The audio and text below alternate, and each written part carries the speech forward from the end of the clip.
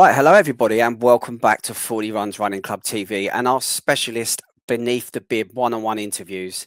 The idea of these is to get behind the bib and find out more about the runner within the club. And today we actually have one of our satellite leaders, a Catford satellite leader, and that is Michael. Michael, hello mate, how are you? Yeah, I'm very good, thanks. Yourself?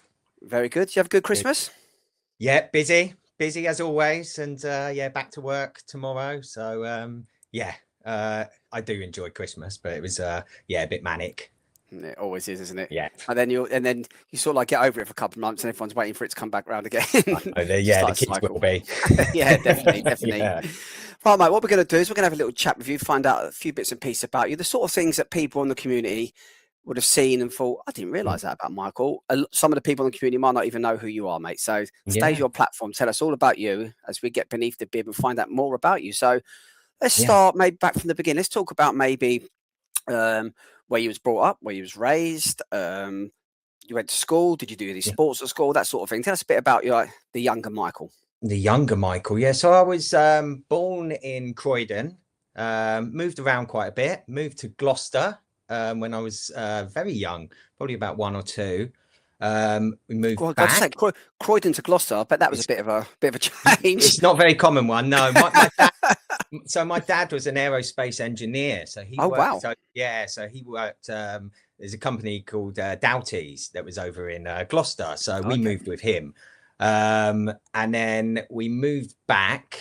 My mum and dad split up. We moved back to Croydon around, must have been about 8 or 9, which was pretty tough because by that time I had the full-on Gloucesterian accent, and coming back to Croydon was interesting. So went to Addington High. I did do quite a bit of athletics at school actually, which I did long jump, which might surprise some people because I'm only like 5'9". So yeah, did long jump. I was doing more sprinting, and yeah, really enjoyed it, but never really carried anything on from there. It was football after that, really. I was in the football team, and that probably took me all the way up to sort of later teenage years and so, and yeah, then found myself back into running in a bit later in life, as many later in life. So how long ago are we talking about now? Whereabouts are you in your life when you started to find running again? I flirted with running around about 2017, I like to say. So so much so I did what I did the half marathon. I'm trying to get it out of my head. It was that painful. Royal Parks half marathon for Alzheimer's, which, yeah, like I said, it was painful. Did that, finished it, and was like, never again. That's enough running for me. And then I came back to it, as probably many people did, in 2020, that year. So yeah, it was lockdown. So I started again round about March, when we had that little time to be able to get out and an hour's exercise as such. So that's when I began to run again. Yeah. And yeah, found my way back home to it. Brilliant. So that's really good. So I know I've seen you around at a few park runs and things. You're quite nippy.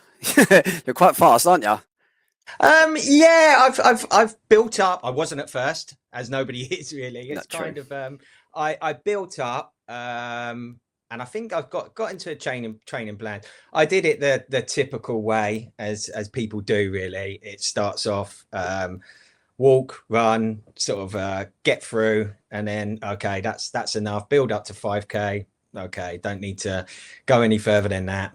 10K, half marathon. Do a marathon. So yeah, my training blocks for the marathons, I've done 3 marathons, and I think in the middle of those training blocks, so they're always starting in January, and around about the March time, it was where I sort of peak in 5K sort of speed. So yeah, I broke my PB this year, which was 18 18:42, I believe. 18:42. That is quick. So, yeah, That is I quick. was buzzing with that. So hopefully next year, can 18:41 would be great.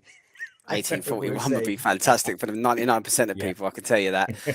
So your journey with running, going through it and stuff, what actually made you want to do a bit of running, just to get fit, or is there other reasons behind this? Yeah, absolutely. So it started off, it was fitness. It was, how can I, what can I do that's easy? I actually tried a couple of this David Hay DVD I had, and the coordination for me was like moving here, left, right, and centre. I couldn't do it at all. So I thought, well, I may as well try this running malarkey again. Get the shoes on and just go, because the simplicity of it. I did pick it up because I was struggling as well. So my mental health was at an all-time low in 2020. At the beginning of 2020, I'd actually moved out from the family home, and yeah, to make matters worse, my dad got ill with COVID at that time. So I kind of had the crossroads of either going one way or the other, really. And yeah, those 3 weeks were sort of dark. Unfortunately, he passed away of COVID 3 weeks after.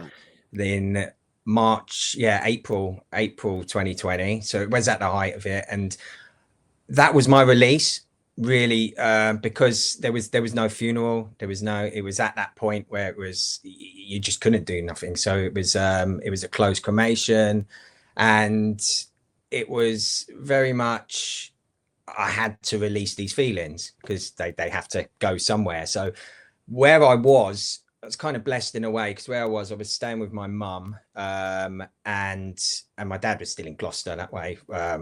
So I was staying with my mum in Battle, which is near Hastings, and there's some lovely woods at the back. So my first love sort of began with trail running, really, because it was just out in the fields. Obviously, at that point, nobody was there, and I could just get out and purge those emotions, So I'd walk, I'd get a podcast, and yeah, I guess that's a segue into how I found 40 Runs as well, with the podcasts and so on.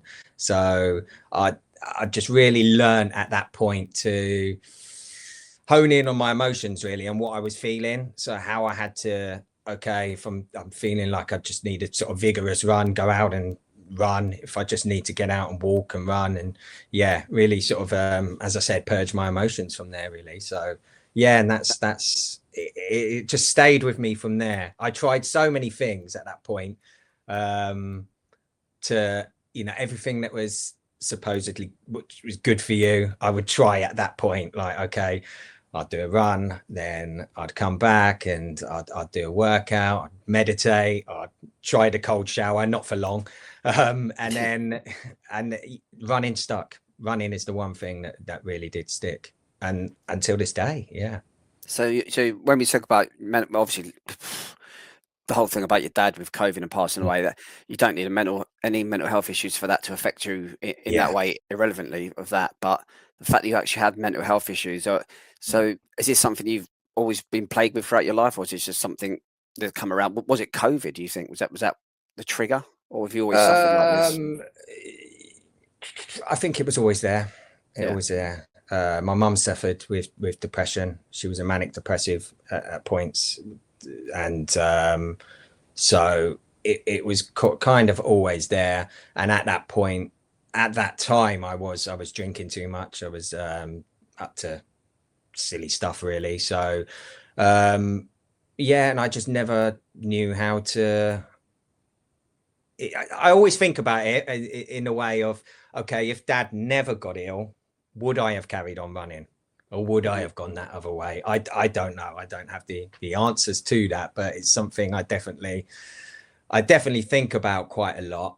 And I think at first I was, like I said, at first I was running for the fitness side, and in a space of a few weeks where he got ill, I guess I was kind of running for him, and also probably for a couple of years after, and then eventually running for myself in that way, if that makes sense. No, absolutely does. And it actually be quite good to explain so a lot of people within our community, a lot of runners, to be fair, do run for their Yeah. mental health and their own Yeah. headspace. So for people that don't, and people that not so much won't relate to like what we talk about, but try to explain if it's possible, what release does running give? How does running, do you feel, in your opinion, make that side of things a bit better? The way I've sort of looked at it is, in a way, it's where I was drinking a lot. It solved that problem, Okay. you know, in the moment, and then the problems come the following day, and so on and so on. The hangovers, it never solves anything. Running's almost the opposite. You know, when you're actually in it, especially if you're a hard 5K or something, it's painful. You're battling with, as you know, you're battling with your mind so many times, and there's so many times where I'll just go for a run, and straight away I know, like, oh my gosh, it's going to be a battle. It's going to be a battle. But I know once it's done, I know the feeling. It's the endorphins. It's all of that I know what it does to me, what it brings to me. And that's what I always say to so many people and friends that are like, oh, I don't know, I've tried to run, I've tried to do this, I can't. And and some people, you know, won't be able to, or just won't get into it, and that's fine. But I think you have to go through that pain at first, really, to actually push through that barrier, and then you get the rewards from it. It's yeah, it can be tough, but I've learned so much through running, so much about myself and so much about my emotions, I think, and how to really sort of stop and think and have more clarity in things. Even today, I was thinking, I'm not thinking, it's that weird time, isn't it? Christmas to New Year, and it's I just feel like I need something today. It was like, oh, I haven't been for a run 3 days. That was it. Went for a run, 2 miles. I did 2 miles, and come back. I was like, yeah, just the clarity. Sometimes it just releases all those thoughts in your head. Yeah, it won't fix everything, of course, but it's for me, it's really important for your mental well-being, for me in particular. Listen, it's not just for you. We hear the story everywhere. I do think Yeah. there's a lot of sports where you can have team sports and things like that. But I think running, as you said, it's you on your own with your mind. And whereas a lot of people, when they have mental health, the last thing they want is to be alone in their mind. When you're out running, it's a different space. It's different. It feels different. And as you said, a lot of the time, if you're putting in a real hard effort or you're going to go longer, you are battling with your mind. So you're always fighting with your mind. So you're learning, I suppose, in a way to overcome your mind, you know, to have that defense system up there. So it's almost training your mind. And yeah, the endorphins, everything else are just a side product. It's great. And honestly, just hearing your story, things like that, it's absolutely fantastic to hear the power of running and how it's helped you. Yeah. We'll go back to when you said about the trail run, you start listening to podcasts. And so you're saying that's how you found 40 Runs, was it?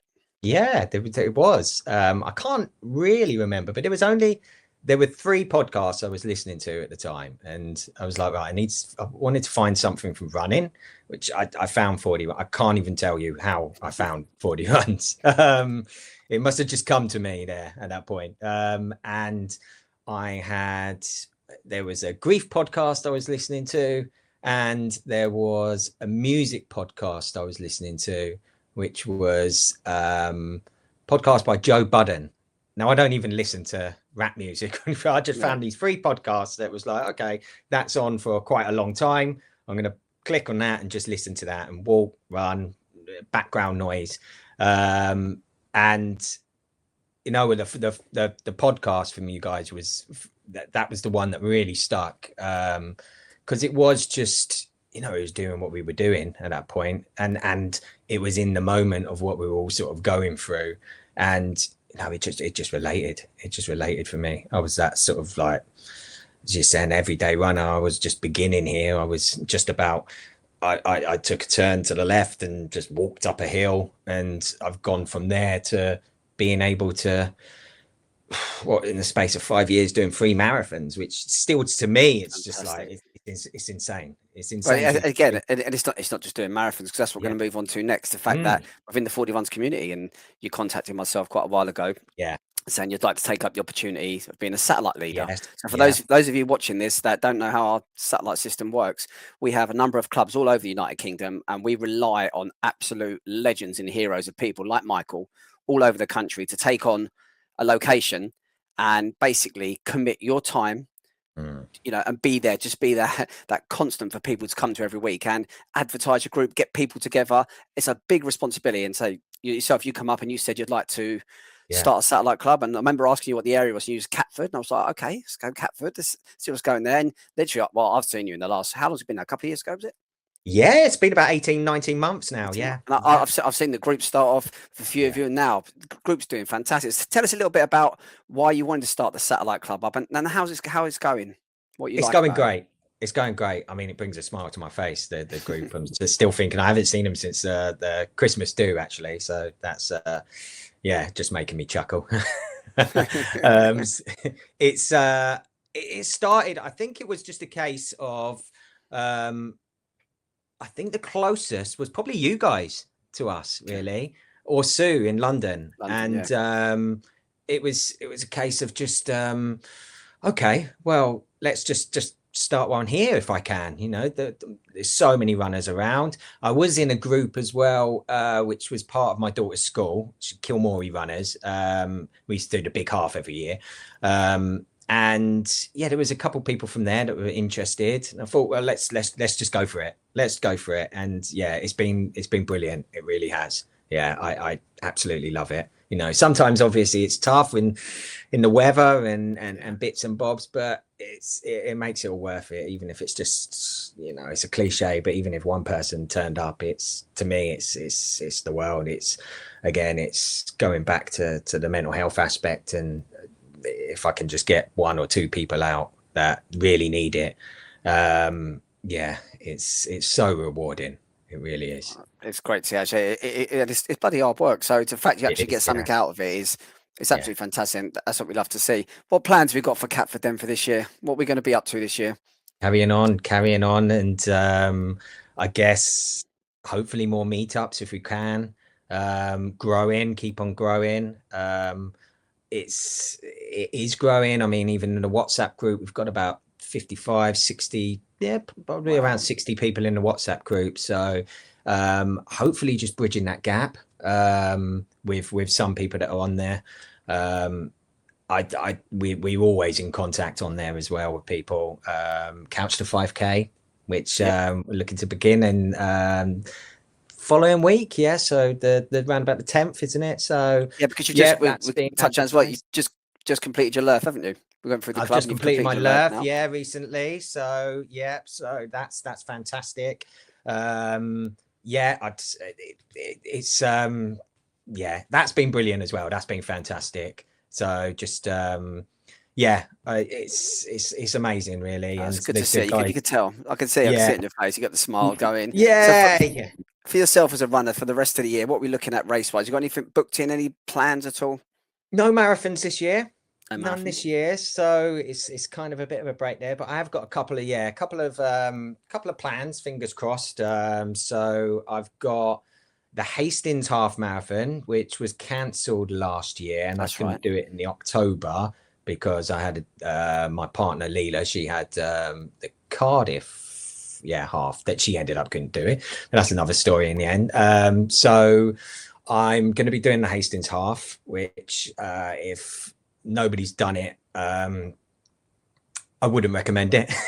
It's so painful. I've done it once. It's fun if you like hills. I was going to say it sounds silly. Yeah, it really is. I think I had more trouble getting around that than I did the marathon a couple of months later. It was I felt well.